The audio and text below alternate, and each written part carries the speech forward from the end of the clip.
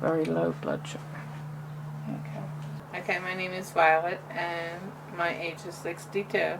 The field I work in is I'm a home health aide because I'm a diabetic.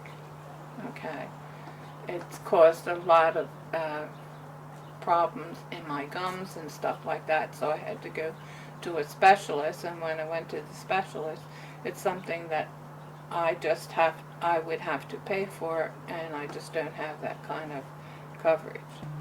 There must be thousands or millions of people that are going through the same thing. When she can, she has 3 types of insulin. She was saying she has the 2 types of needles. And then you have the alcohol swabs. When you take your blood, you have the strips that go into the blood tester, and she has to test her blood how many times a day? 3 times a day. I mean, there are just so many supplies needed to keep her healthy. And even that, you know, again, still isn't enough. And she can't get insurance through the company that she works for because it's just so much money.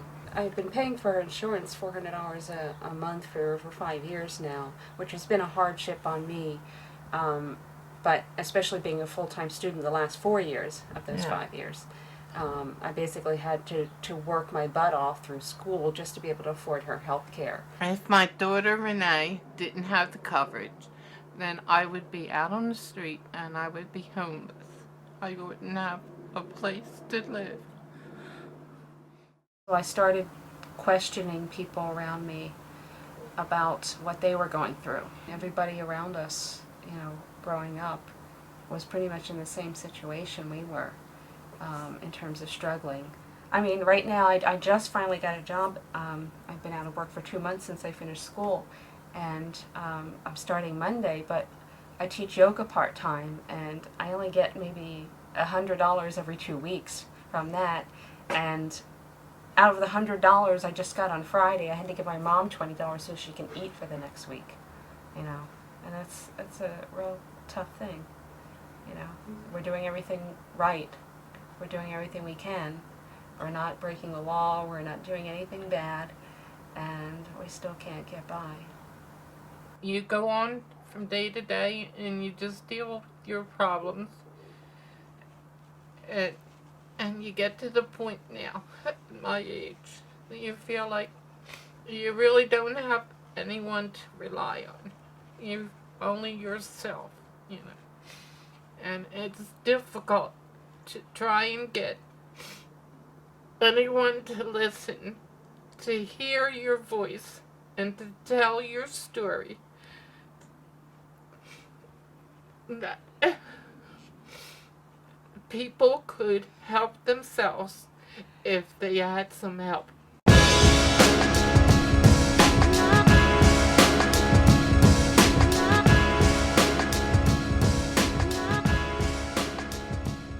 In 2002, most of the other industries was experiencing a downturn in their profit rate to the tune of over 30%. But the pharmaceutical industry, during that same time period, was experiencing a jump, a 53% jump in its profit rate. Why? Because people were getting sick. Why were people getting sick? Because they have no money. They're getting laid off during the recession. These people should be rounded up and thrown in jail. I mean, people are dying because of this. People are rationing their pills. They're taking half a pill because they can't afford the whole pill. I mean, that's nuts. It's unconscionable. It shouldn't be something that should be tolerated by the government or by people. I've worked with elderly people, and they have like 8 to 12 medications they need to take every day, and they can't afford them. They'll have to go without one so that they can get another and choose which medication should I get, you know, or try and go to Canada to get cheaper priced medication just to be able to live every day, you know. And I fear that for my mom. Since my job ended, my health care ended. I do not have an insurance to go get prescription drugs. I knew this was coming. I took and wrote to Canada, called them, they sent me a form that I could take and get prescription drugs over there, a whole lot less than here. If I had to pay for it here, I couldn't afford it. You're just being raped, and the prices are ridiculous, and they charge. The consumer is charged one price if she doesn't have insurance, The insurance companies charged a different price. So the pharmacies and the pharmaceutical companies have the greatest racket going in the world. You don't take all your prescription every day like you're supposed to. You might take them every other day.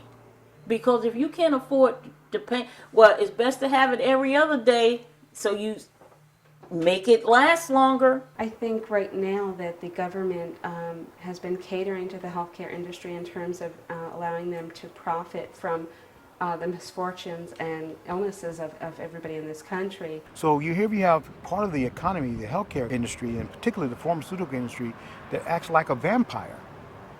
You know, it really sucked people dead in the name of giving life. This is the contradiction that exists.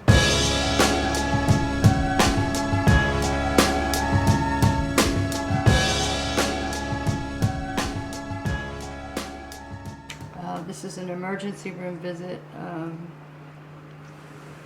I fell and hurt my ankle. $6,500. My name's Nancy Moschella, and I'm 54 years old. And I've been homeless off and on for the last 11 years. I couldn't sleep at night because I was always afraid that something would happen to me. So I would sleep, you know, in the daytime, catch a nap here and there, and then try to clean up the best I could in the casino bathrooms. Wait until the time was right when it wasn't too busy, go in and wash my face and comb my hair and stuff like that. But I don't think being homeless has ever been a choice that anybody has ever made, or being without health care. Nobody chooses that. This blood work, $320. More bills. Another hospital bill, $19,000. This was for 5 days in the hospital, $19,000. There were a lot of times I didn't take medication because I couldn't afford it. I mean, even before, when I had pneumonia and they told me it wasn't serious enough to keep me in the hospital, but they gave me a prescription, and I went to the drugstore and it was $110. So I just didn't take it. I just got sicker and ended up back in the hospital anyway. Oh, here's more bills. $433 that's not going to get paid because I don't have that kind of money.